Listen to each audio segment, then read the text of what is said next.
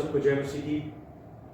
आज पुनरुत्थान पर्व के पश्चात आज 6वां रविवार है और आज का रविवार स्वर्ग आरोहण पर्व के रूप में मनाया जाता है। आज का विषय है मानव पुत्र प्रभु यीशु इतने उन्नत किए गए कि वह परमेश्वर के दाहिने हाथ पर विराजमान हुए। आइए हम अपनी आराधना को शुरू करेंगे। जबकि हमें महान महापुरोहित परमेश्वर का पुत्र यीशु प्राप्त है, हम साहस के साथ अनुग्रह के सिंहासन के समीप आए, जिससे दया और अनुग्रह प्राप्त कर सके। हम प्रार्थना करें। सर्वशक्तिमान पिता परमेश्वर, प्रार्थना करते हैं, इस समय धन्यवाद देते हैं बीते समय के लिए, धन्यवाद देते हैं आपके अनुग्रह के लिए, धन्यवाद देते हैं कि आपने हमारे जीवन में एक बार फिर ये अवसर दिया कि हम आपकी तारीफ, आपकी स्तुति, आपकी प्रशंसा, आपकी आराधना करने पाए। प्रभु धन्यवाद देते हैं प्रभु कि आपने अंधकार के घेरे से हमें छुटकारा दिया। प्रभु आपने हमें बीमारी, महामारी और पिता परमेश्वर तरह तरह की परिस्थितियों में से निकाला और पिता परमेश्वर अपनी पनाह में महफूज रखा है। पिता परमेश्वर धन्यवाद देते हैं कि आपकी उपस्थिति हमारे जीवन में सदा बनी है और आपके वचन हमारे लिए मार्ग और उजाला का कार्य करते। प्रभु पिता परमेश्वर, आप हमसे प्रेम करते हैं, धन्यवाद देते हैं। वह प्रेम कभी टलने का नहीं, वह प्रेम पिता परमेश्वर सदा हमारे जीवन में बना रहता है। पिता परमेश्वर, हम धन्यवाद देते हैं क्योंकि आप सच महान अनुग्रहकारी दया करने वाले परमेश्वर हैं। आप हमें संभालते हैं, आप हमें गिरने से बचाते हैं, आप हमें ठोकर खाने से बचाते हैं। आपने वायदा किया है कि आप हमें कभी लज्जित नहीं होने देंगे, कभी हारने नहीं देंगे, कभी झुकने नहीं देंगे, कभी गिरने नहीं देंगे। हम धन्यवाद देते हैं प्रभु कि आप अपने वायदों को पूरा करते हैं। और पिता परमेश्वर, हम धन्यवाद देते हैं, आपने हमें पिता परमेश्वर सहायता के लिए अपने पवित्र आत्मा को इस संसार में भेज दिया। प्रभु आपने हमारे लिए, ताकि हम भटके ना, शैतान के हाथों फरमाए ना जाएं। पिता परमेश्वर, आपके और अपने कदमों को बढ़ा सकें, आप हमारी मदद करते हैं। प्रभु धन्यवाद देते हैं कि आपने पिता परमेश्वर हमें संभाल के रखा है, पनाह में महफूज रखा और एक बार फिर हमें यह अवसर दिया कि हम आपको पिता परमेश्वर याद कर सकें, आपकी तारीफ कर सकें, आपके वचनों में से कुछ सीख सकें। प्रभु पिता परमेश्वर, धन्यवाद देते हैं कि आपने हमारे लिए ये माध्यम चुना है, ताकि हम पिता परमेश्वर भवन नहीं आ सकते, लेकिन फिर भी अपने घरों में रह के प्रभु, अपने स्थानों में रह के प्रभु आपकी स्तुति, आपकी आराधना, आपकी प्रशंसा कर सकते हैं। प्रभु हम धन्यवाद देते हैं, कोई अंधकार, कोई शैतानी ताकतें पिता परमेश्वर किसी भी तरीके से हमें आपसे जुदा नहीं कर सकती, आपसे अलग नहीं कर सकती। किसी भी तरह की शैतानी हरकतें हमें आपके प्रेम से अलग नहीं कर सकती हैं। प्रभु पिता परमेश्वर, जब हम आज स्वर्ग आरोहण की बात करते हैं, आपके स्वर्ग आरोहण पर्व को मनाते हैं प्रभु, हम जानते हैं, हमारा विश्वास है पिता परमेश्वर कि आप जब पिता परमेश्वर स्वर्ग में उठा लिए गए तो एक वायदा है पिता परमेश्वर और एक जीवित आशा आपने हमें प्रदान करी है कि हम भी पिता परमेश्वर उस स्थान पर पहुंच सकते हैं जो आपने हमारे लिए तैयार किया है और आपके साथ सदा हम बने रह सकते हैं। इस समय को हम आपके अधीन करते हैं, अपने हृदय को प्रभु आपके अधिकार में रखते हैं, चाहते हैं कि आप हमारी अगुवाई करें। प्रभु हमारे गीतों का गाना, वचन पढ़ना, उस पर अध्ययन करना, हर एक कार्य जो अपने जीवन में करें वो आपको पसंद आए। हम घटते रहें और आप बढ़ते रहें, आपका नाम धन्य कहा जाए। प्रभु हम प्रार्थना करते हैं, जितने अजीज इस समय अपने हृदय से प्रार्थनाएं कर रहे हैं, विश्वास में पिता परमेश्वर रह के वह फल पाएं। प्रभु हम प्रार्थना करते हैं पिता परमेश्वर, एक एक जन के साथ रहें, एक एक प्रार्थनाओं का उत्तर हाँ और ना में दें, क्योंकि हमारी नहीं पर आपकी इच्छा हमारे जीवन में सदा पूरी होती रहे। प्रभु इस आराधना को आपके अधिकार में रखते हैं। प्रभु एक एक बात को आपके अधीन करते हैं और हर बात के लिए हम आपका धन्यवाद करते हैं। पवित्र आत्मा का अभिषेक सब पर चाहते हैं। आदर महिमा आपको देते हुए प्रार्थना प्रभु यीशु मसीह के नाम से मांगते, सुने और कबूल करें। आमीन। ये समय होगा प्रभु की महिमा के लिए हम पहला गीत गाएंगे, गीत नंबर 56, सॉन्ग 56, जंगली दरख्तों के दरमिया एक सेब के पेड़ के समान।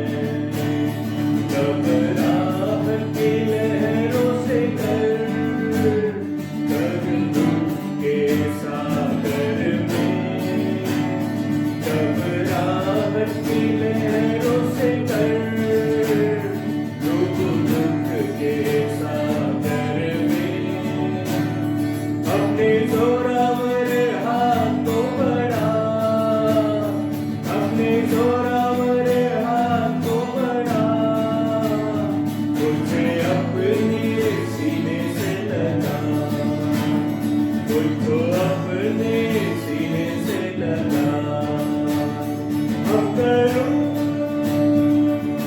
तेरी है प्रभु अपने जीवन पर जंगल के सफर में, गाऊं शुक्रगुजारी से मैं, गाऊं शुक्रगुजारी से मैं। अभी आ रहा हूँ तेरे पास, पूरी करने तो तेरी मर्जी। अभी आ रहा हूँ तेरे पास, पूरी करने तो तेरी मर्जी। ताकि दे दूं मैं काम को अंजाम, ताकि दे दूं मैं काम को अंजाम। पाऊं तेरे दीदार में नाम, पाऊं तेरे दीदार में नाम। अब करूं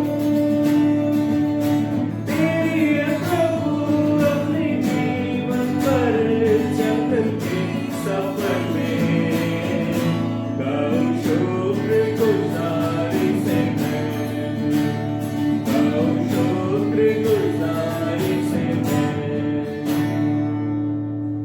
हालेलुया। प्रभु यीशु मसीह का अनुग्रह, परमेश्वर का प्रेम और पवित्र आत्मा की सहभागिता आप सबके साथ हो। आइए हम साथ मिलकर प्रार्थना करें।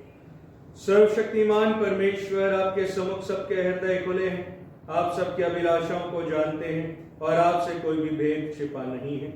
अपने पवित्र आत्मा की प्रेरणा से हमारे हृदय के विचारों को शुद्ध कीजिए, ताकि हम आपसे पूर्ण रूप से प्रेम करें और योग्य रीति से आपके पवित्र नाम की स्तुति करें, हमारे प्रभु यीशु मसीह के द्वारा। आमीन। स्वर्ग में परमेश्वर की महिमा और पृथ्वी पर उसके लोगों को शांति। हे प्रभु परमेश्वर, स्वर्ग के राजा, सर्वशक्तिमान पिता परमेश्वर, हम आपकी आराधना करते, आपको धन्यवाद देते और आपकी महिमा के कारण आपकी स्तुति करते हैं। हे प्रभु यीशु मसीह, परमेश्वर पिता के इकलौते पुत्र, हे प्रभु परमेश्वर, हे परमेश्वर के मेमने, आप जगत का पाप उठा ले जाते हैं, हम पर दया कीजिए। आप पिता की दाहिनी ओर विराजमान हैं, हमारी प्रार्थना स्वीकार कीजिए, क्योंकि केवल आप ही पवित्र हैं, आप ही प्रभु हैं, आप ही है यीशु मसीह पवित्र आत्मा के साथ परमेश्वर पिता की महिमा में परम उच्च हैं। आमीन।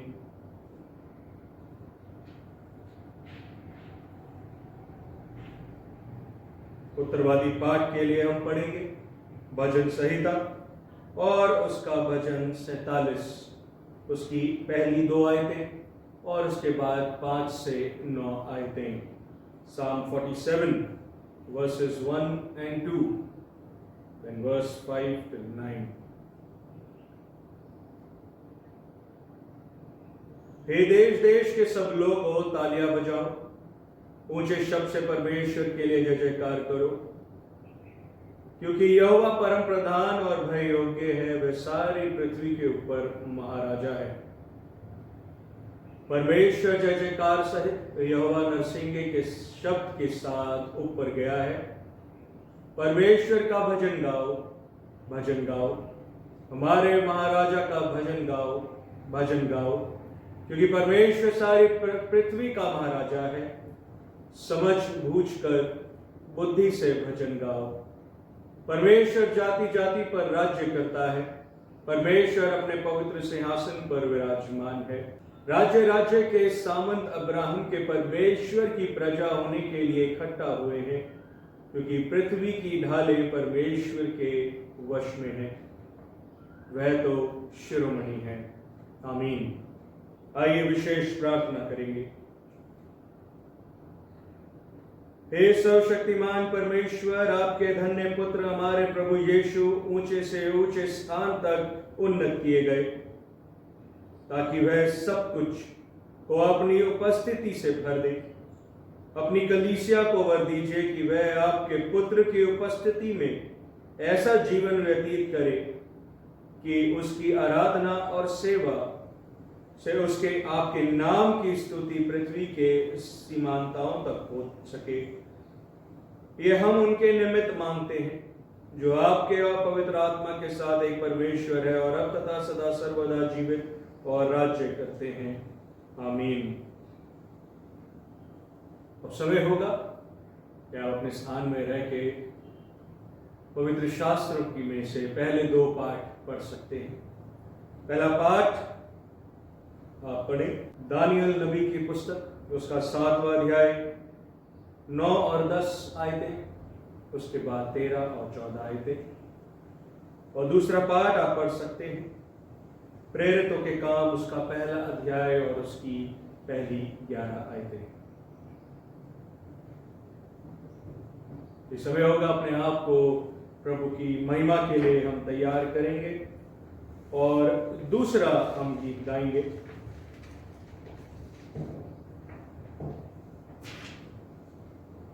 सियोन देश हमारा है देश, रहते हैं हम परदेश, जाएंगे हम अपने देश। हालेलुया।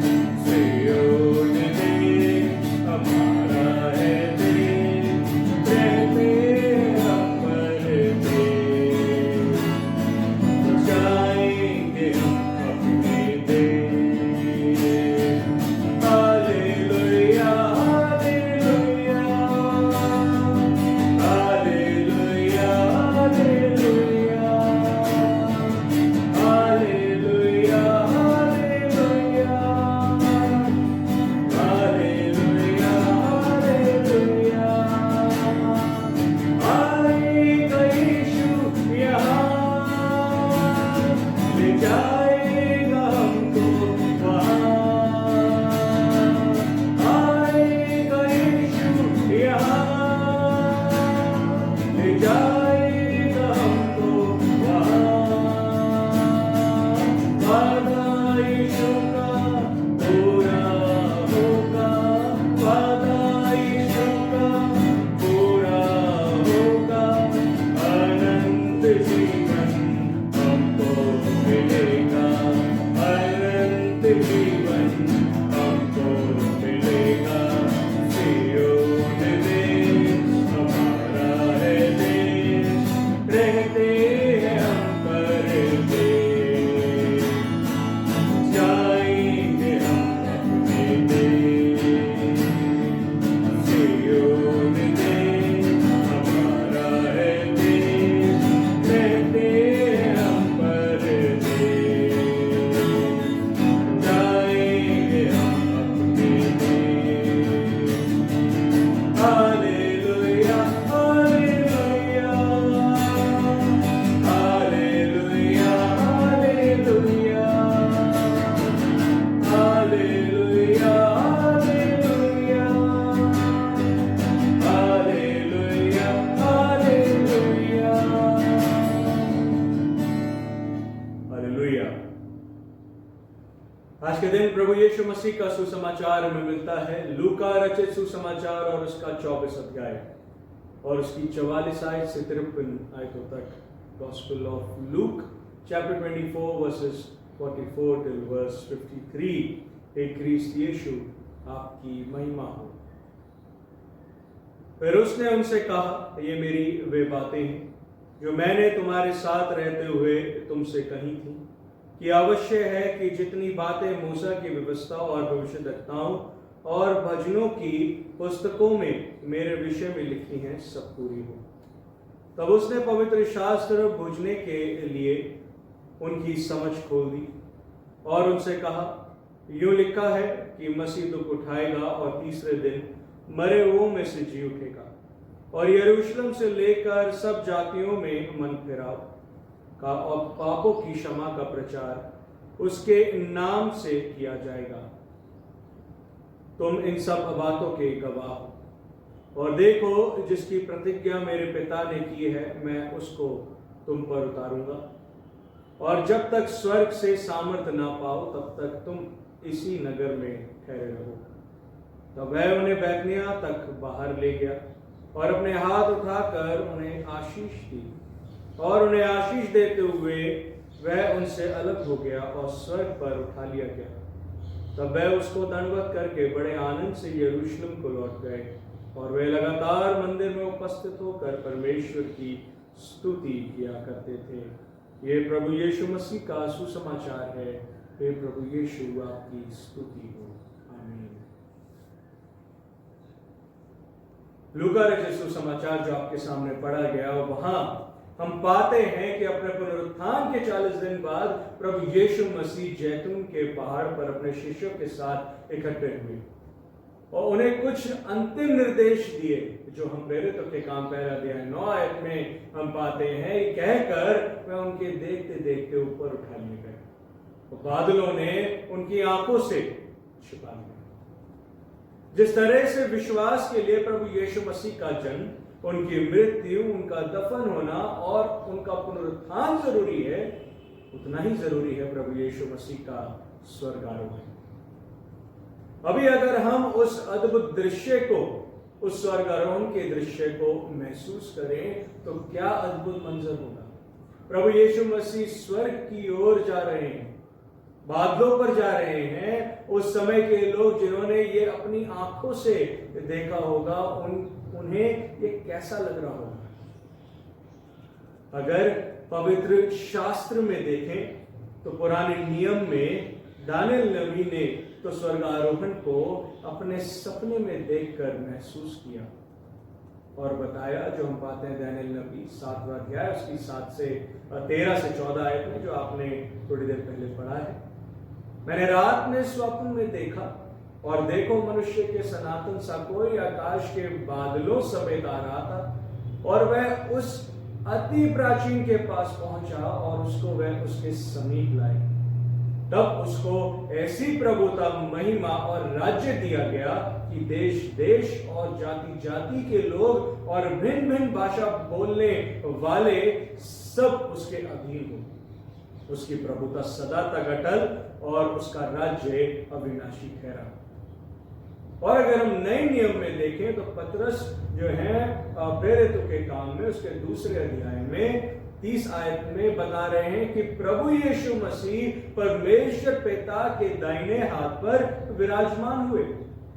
लिखा है, ना तो उसका प्राण अधोलोक में छोड़ा गया और ना उसकी देह सड़ने पाई। इसी यीशु को परमेश्वर ने जिलाया, जिसके हम सब गवाह हैं। इस पाठ पे अगर हम गौर करें तो इसके द्वारा हम पाते हैं कि स्वर्ग आरोहण क्या दर्शाता है। स्वर्ग आरोहण का मतलब क्या है? स्वर्ग आरोहण से हम क्या सीख सकते हैं? अगर हम गौर करें तो पहली बात, स्वर्ग आरोहण यीशु मसीह की प्रार्थना का उत्तर है जो पिता परमेश्वर की महिमा के लिए थी। स्वर्ग आरोहण द्वारा ही यीशु ने बताया कि परमेश्वर पिता की महिमा पिता के साथ रहने में। स्वर्गारोहण द्वारा ही यीशु मसीह ने बताया कि जो दीन बना रहेगा वह स्वर्ग में उठा लिया जाएगा। तो कितनी अद्भुत बात हम यहाँ देख सकते हैं। एक अद्भुत रिश्ते के बारे में हम यहाँ देख सकते हैं। हमें भी दीन होने की आवश्यकता है। हमें भी उसके साथ उस रिश्ते को कायम करने की आवश्यकता है। दूसरी मुख्य बात, स्वर्ग आरोहण के बिना स्वर्ग के छुपे भेदों पर विश्वास करना अधूरा है। जो पाठ आपके सामने पढ़ा गया लूका रचित सुसमाचार 34 अध्याय में, हम वहां पे देखते हैं कि प्रभु यीशु मसीह ने दोबारा से ठीक अपने स्वर्ग आरोहण से कुछ देर पहले वे दोबारा से अपने चेलों को, अपने शिष्यों को वचन की विशेषताएं बताते हैं, उसके जीवन की विशेषता बताते हैं, उसके उद्देश्य के बारे में वह बताते हैं। पहला तीमुथियुस 3 अध्याय 16 आयत में लिखा है, और इसी में संदेह नहीं कि भक्ति का भेद गंभीर है, अर्थात वह जो शरीर में प्रकट हुआ, आत्मा में धर्मी ठहरा, स्वर्गदूतों को दिखाई दिया, अन्य जातियों में उसका प्रचार हुआ, जगत में उस पर विश्वास किया गया और महिमा में ऊपर उठाया गया। तीसरी बात, स्वर्ग आरोहण जो हमें दर्शाता है वह है परमेश्वर की इस जीत को, कि परमेश्वर का उद्देश्य जो है वो पूरा हुआ। परमेश्वर ने अपने पुत्र को इस संसार में भेजा और पुत्र ने उस उद्देश्य को पूरा किया और अब वह अपने पिता के पास उठा लिया गया। दूसरा तीमुथियुस 4 अध्याय और उसकी 7 आयत में लिखा है, मैं अच्छी कुश्ती लड़ चुका हूं, मैंने अपनी दौड़ पूरी कर दी है, मैंने विश्वास की रखवाली की है। और दूसरी बात, प्रभु यीशु मसीह के अनुग्रह के द्वारा स्वतंत्रता हम प्राप्त करते हैं। इफिसियों की पत्री 4 अध्याय 8 आयत में लिखा है, पर हम में से हर एक को मसीह के दान के परिमाण से अनुग्रह मिला, इसलिए वह कहता है कि वह ऊंचे पर चढ़ा, बंधुआई को बांध ले गया और मनुष्य को दान दिया। केवल स्वर्ग आरोहण द्वारा ही हम प्रभु यीशु मसीह के उस बलिदान के बारे में गौर करते हैं। चौथी बात, इस स्वर्ग आरोहण जो है वो हमें बताता है यीशु मसीह के लहू द्वारा ही प्रायश्चित है। अगर प्रभु यीशु मसीह ने अपने लहू को नहीं बहाया होता, उस पीड़ा को नहीं सहा होता, तो फिर हमें सदा की क्षमा नहीं मिलती। और अब वो उद्देश्य पूरा हुआ और वह स्वर्ग में उठा लिया गया है। इब्रानियों की पुस्तक 1 अध्याय 3 आयत में लिखा है, वह उसकी महिमा का प्रकाश और उसके तत्व की छाप है, सब वस्तुओं को अपनी सामर्थ्य के वचन से संभालता है, वह पापों को धोकर ऊंचे स्थानों पर महिमाहीन के दाहिने जा बैठा। केवल जो प्रायश्चित करता है, केवल जिसके पाप क्षमा है, वो ही स्वर्ग में वो स्थान पा सकता है। 5वीं बात स्वर्ग आरोहण यीशु मसीह द्वारा तैयार किए हुए स्वर्गीय घर के विषय में बताता है। इसके बारे में हम बार बार यूहन्ना रचित सुसमाचार उसके 14वें अध्याय 2 और 3 आयत में पढ़ते हैं, मेरे पिता के घर में बहुत से रहने के स्थान हैं, यदि ना होते तो मैं तुमसे कह देता, क्योंकि मैं तुम्हारे लिए जगह तैयार करने जाता हूं। और यदि मैं जाकर तुम्हारे लिए जगह तैयार करूं तो फिर आकर तुम्हें अपने यहां ले जाऊंगा, कि जहां मैं रहूं वहां तुम भी रहो। स्वर्गारोहण जो है हमें एक वो आशा प्रदान कर रहा है, हमें बता रहा है कि तुम्हारे लिए वो घर प्रभु यीशु मसीह तैयार कर रहा है। वो वहां गया, उसने उस घर को तैयार किया और अब हमारी बारी है। यदि हम अपने पापों से क्षमा मांगते हैं, अपने आप को विश्वास में दृढ़ करेंगे, तभी उस घर में प्रवेश कर पाएंगे। छठी बात हम पाते हैं, यीशु मसीह का स्वर्गारोहण हमारे लिए पवित्र आत्मा के उतरने के विषय में बताता है, जिसके बारे में हमने पिछले रविवार को ही सुना था। पहला यूहन्ना और उसका पहली बात जो हम देखते हैं, यूहन्ना रचित सुसमाचार 16वें अध्याय 5 से 8 आयत में, अब मैं अपने भेजने वाले के पास जाता हूं और तुम में से कोई मुझसे नहीं पूछता कि तू कहां जाता है, परंतु मैंने जो ये बातें तुमसे कही हैं इसलिए तुम्हारा मन शोक से भर गया है। तो भी मैं तुमसे सच कहता हूं, मेरा जाना तुम्हारे लिए अच्छा है, क्योंकि यदि मैं ना जाऊं तो उसे तुम्हारे लिए और तुम्हारे पास भेज दूंगा, और वह आकर संसार को पाप और धार्मिकता और न्याय के विषय में निरुत्तर करेगा। प्रभु यीशु मसीह के स्वर्गारोहण के बाद ही हमें पवित्र आत्मा मिला है, पवित्र आत्मा का दान मिला है, पवित्र आत्मा का अभिषेक हम पर हुआ है केवल स्वर्ग आरोहण के बाद, जिसके विषय में जो पाठ हमने पढ़ा वो हमें बताता है। 7वीं और बात में लिखा है, स्वर्ग आरोहण हमें जीवते परमेश्वर के बारे में बताता है, जो दोबारा जल्द आने वाला है। जी हाँ, स्वर्ग आरोहण के द्वारा ही हम प्रभु के वायदों को पूरा होते देख सकते हैं। उसने वायदा किया है, मैं तुम्हारे पास दोबारा आऊंगा और अपने साथ तुम्हें ले जाऊंगा। वह न्याय करने को दोबारा इस संसार में आएगा, और जो विश्वासी हैं, जो विश्वास में दृढ़ हैं, उन्हें अपने साथ वह बादलों में उठा के उस स्वर्गीय घर तक जाने। प्रेरितों के काम पहला अध्याय 9 से 11 आयत में लिखा है, ये कहकर वह उनको देखते देखते ऊपर उठा लिया गया और बादल ने उसे उनकी आंखों से छिपा लिया। और उसके जाते समय जब वे आकाश की ओर ताकते रहते थे, तो देखो 2 मनुष्य श्वेत वस्त्र पहने हुए उनके पास आ खड़े हुए और कहने लगे, हे गलीली मनुष्यों, तुम क्यों खड़े स्वर्ग की ओर देख रहे हो? यही यीशु जो तुम्हारे पास से स्वर्ग पर उठा लिया गया है, जिस रीति से तुमने उसे स्वर्ग को जाते देखा है, उसी रीति से वह फिर आएगा। हालेलुया। ये प्रभु की ओर से वायदा है कि वह फिर हमारे बीच में आएगा, हमें ले जाने के लिए आएगा। सवाल यह है कि आप तैयार हैं अपने स्वर्ग आरोहण के लिए? क्या आप तैयार हैं? जब क्या आपका स्वर्ग आरोहण होगा, क्या आप अपने विश्वास में तैयार हैं? थिस्सलुनीकियों की पुस्तक को देखें अगर, 4 अध्याय 16-17 आयत में, पहला थिस्सलुनीकियों, क्योंकि प्रभु आप ही स्वर्ग से उतरेगा, उस समय ललकार और प्रधान दूत का शब्द सुनाई देगा, परमेश्वर की तुरही फूंकी जाएगी, जो मसीह में मरे हैं वे पहले जी उठेंगे, तब हम जो जीवित और बचे रहेंगे उनके साथ बादलों पर उठा लिए जाएंगे कि हवा में प्रभु से मिले, और इस रीति से हम सदा प्रभु के साथ रहेंगे।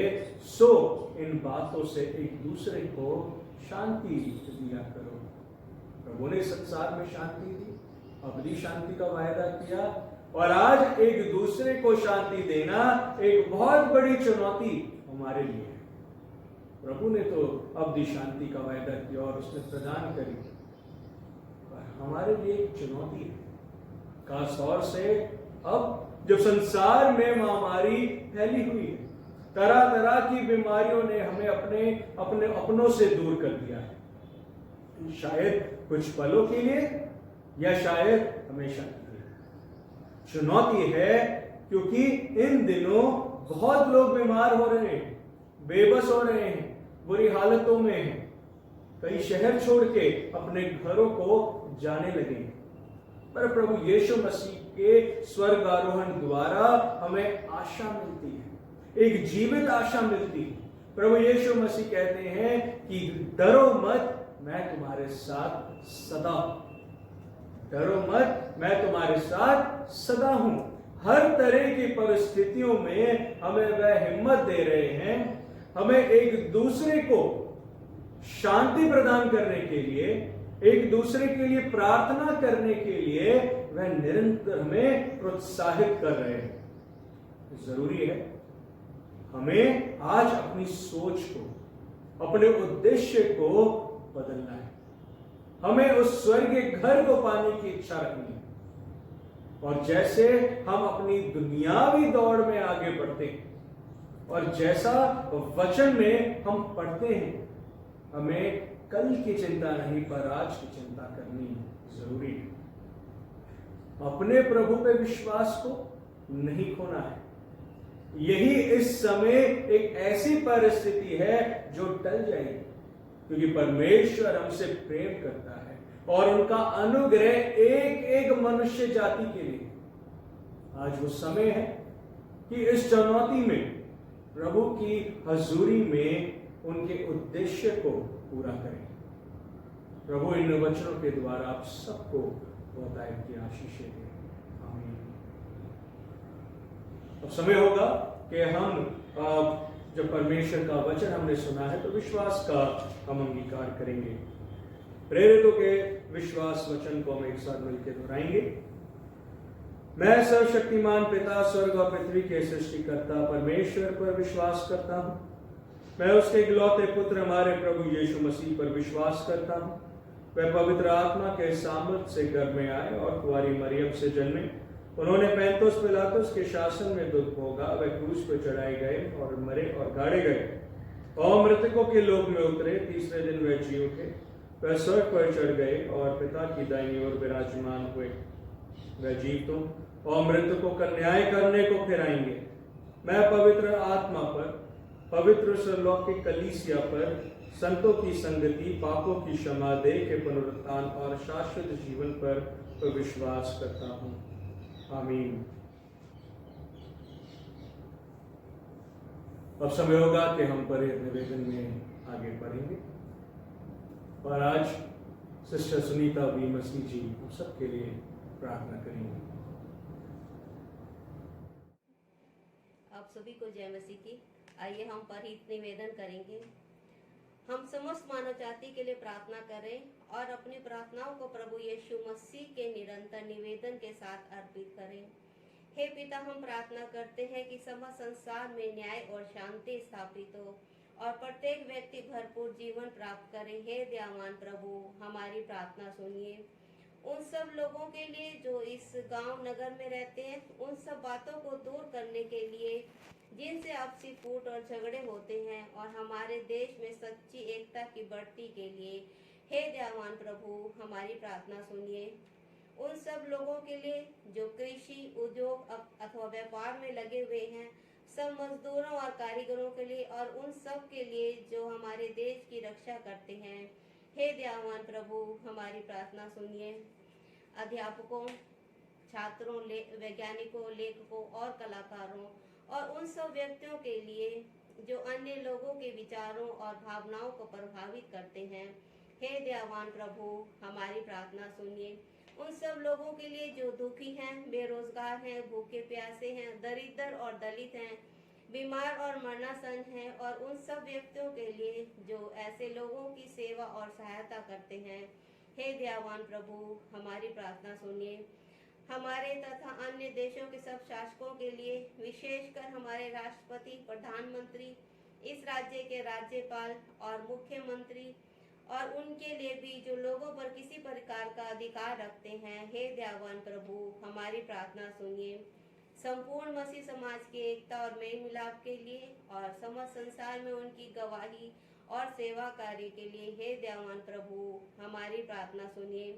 भारत में आपकी समस्त कलीसिया के लिए, उसकी परिषदों तथा अगुवों, विशेषकर हमारे प्रमुख धर्माचार्य, दक्षिण भारत की कलीसिया के प्रमुख धर्माचार्य और मार्थोमा कलीसिया के मेट्रोपॉलिटन हमारे धर्माचार्य, हमारे पुरोहित और आपकी कलीसिया के सब अन्य धर्म सेवकों के लिए कि वे सच्चाई और लगन से आपकी सेवा करें। हे दयावान प्रभु हमारी प्रार्थना सुनिए। ये वर दे कि आपके उन सब भक्तों के साथ जिन्होंने आप अपने जीवन में सच्चाई से आपकी सेवा की है, हम भी आपके राज्य के शाश्वत आनंद में संभागी हो सके। हे दयावान प्रभु हमारी प्रार्थना सुनिए। हम प्रार्थना में बने रहेंगे। धन्यवाद प्रभु परमेश्वर, हम आपका धन्यवाद करते पिता परमेश्वर कि आपने पिता परमेश्वर इस आई रात में हम सबको संभाल के रखा पिता परमेश्वर। और पिता परमेश्वर हर शैतानी आत्मा से हर एक को बचा के रखा और सवेरे की प्रातः काल की मीठी रोशनी दिखाई, इसके लिए हम तहे दिल से आपका धन्यवाद करते हैं। धन्यवाद करते पिता परमेश्वर आपकी रहमतों, आपके आशीषों के लिए पिता परमेश्वर जो आपने दी हैं। सचमुच दयालु पिता परमेश्वर आपने हमें इस काबिल समझा पिता परमेश्वर कि हम ये समय देखने पाते हैं। दयालु पिता परमेश्वर विनती करती प्रभु आपसे, आप हर एक के साथ रहिए, हर एक को अपनी पनाह में रखिए पिता परमेश्वर। आप जानते हैं पिता परमेश्वर लॉकडाउन लगा हुआ है और लोग अपने घरों में आराधनाएं कर रहे हैं पिता परमेश्वर। होने दीजिए पिता परमेश्वर ज्यादा से ज्यादा लोग इस ऑनलाइन प्रार्थना का पिता परमेश्वर फायदा उठा सके पिता परमेश्वर, आपके वचनों को सुन सके पिता परमेश्वर। दयालु पिता परमेश्वर हर एक के जीवन में आप कार्य कीजिए दयालु पिता परमेश्वर।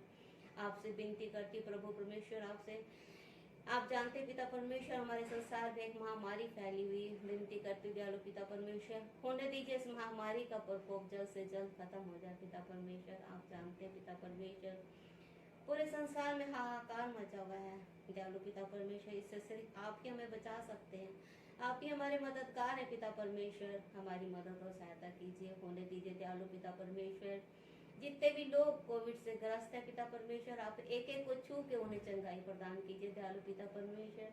जो ऐसे लोगों की सेवा और सहायता कर रहे हैं पिता परमेश्वर, उन सबको पिता परमेश्वर इस बीमारी से बचा के रखेगा और पिता परमेश्वर अपनी आशीष उन्हें दीजिएगा पिता परमेश्वर। प्रार्थना करती हूँ दयालु पिता परमेश्वर होने दीजिए जो वैक्सीन बन के आई है पिता परमेश्वर, उसके जो भी साइड इफेक्ट हैं उनसे आप लोगों को बचाइए ताकि पिता परमेश्वर ज्यादा से ज्यादा लोग इस वैक्सीन को लगवाएं पिता परमेश्वर और अपने आप को सुरक्षित करें दयालु पिता परमेश्वर। प्रार्थना करती हूँ जो भी गाइडलाइन है पिता परमेश्वर उस पे अमल करने की आप लोगों को समझ और बुद्धि दीजिए ताकि पिता परमेश्वर वह इसको माने और अपने जीवनों को बचा सके पिता परमेश्वर। दयालु पिता परमेश्वर प्रार्थना करती अपने किसान भाइयों के लिए जो पिता परमेश्वर धरने पे बैठे पिता परमेश्वर, आप उन सब की मदद कीजिए दयालु पिता परमेश्वर। होने दीजिए कि सरकार उनकी मांगों को मान ले पिता परमेश्वर ताकि वो अपने परिवारों को लौट सके और पिता अपने घरों को संभाले पिता परमेश्वर, अपने काम को संभाले और आपका धन्यवाद करें दयालु पिता परमेश्वर। प्रार्थना करती हूँ जितने भी पिता परमेश्वर मरीज जहाँ कहीं भी बीमार है पिता परमेश्वर, आप एक एक को छू के उन्हें चंगाई प्रदान कीजिए। खासतौर से प्रार्थना करते पिता परमेश्वर, आप जानते हैं लॉकडाउन लगा हुआ है दयालु पिता परमेश्वर। इस लॉकडाउन में लोगों के बहुत से लोगों के व्यवसाय उनसे छीन गए पिता परमेश्वर। दयालु पिता परमेश्वर विनती करती आप हर एक की मदद और सहायता कीजिए। होने दीजिए पिता परमेश्वर आपकी बनाई हुई दुनिया में कोई भी भूखा न रहने पाए, हर प्रकार की मदद सहायता उन तक पहुंचने पाए दयालु पिता परमेश्वर। आप ही हर एक की मदद करने वाले, हर एक की प्रार्थनाएं सुनने वाले, हर एक की प्रार्थनाओं का जवाब देने वाले हैं पिता परमेश्वर। आप हर एक की मदद कीजिए। प्रार्थना करती पिता परमेश्वर खासतौर से अपने ईसाई भाइयों के लिए पिता परमेश्वर जो किसी कारणवश पिता परमेश्वर आपसे दूर होते जा रहे हैं। होने दीजिए पिता परमेश्वर और लौट के आपके पास आए और वो समझे पिता परमेश्वर की अनंत जीवन और मूर्ति सिर्फ और सिर्फ आपके पास है दयालु पिता परमेश्वर। हर एक को पिता परमेश्वर अपनी आशीष अपनी बरकत दीजिए पिता परमेश्वर। हर एक को अपनी पनाह में संभाल के रखे पिता परमेश्वर ताकि आपकी कोई भी भेड़ भटकने ना पाए पिता परमेश्वर। दयालु पिता परमेश्वर मेरी छोटी सी विनती को सुनिए, स्वीकार कीजिए, आपके प्यारे मीठे नाम से मांगते हैं, आमीन।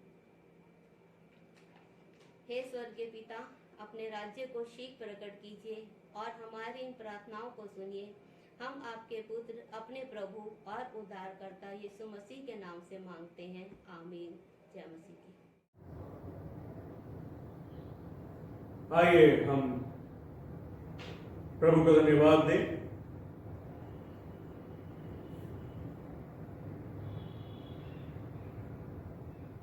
अब हे पिता परमेश्वर, हम आपको धन्यवाद देते हैं कि मसीह ने अपनी पुनरुत्थित देह में अपने शिष्यों को दर्शन दिया और उनके देखते देखते स्वर्ग में उठा लिए, ताकि हमारे लिए स्थान तैयार करें कि जहां वह है वहां हम भी रहें।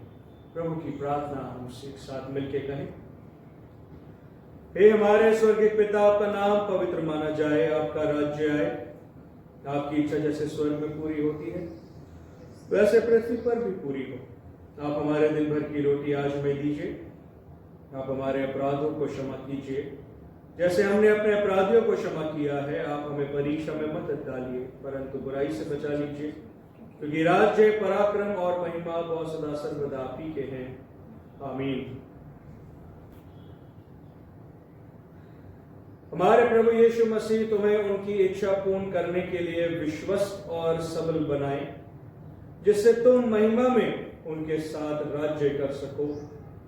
और सर्वशक्तिमान परमेश्वर पिता, पुत्र और पवित्र आत्मा की आशीष आप पर हो और आपके साथ सदा सर्वदा बनी रहे। आमीन। आप सबको जय मसीह।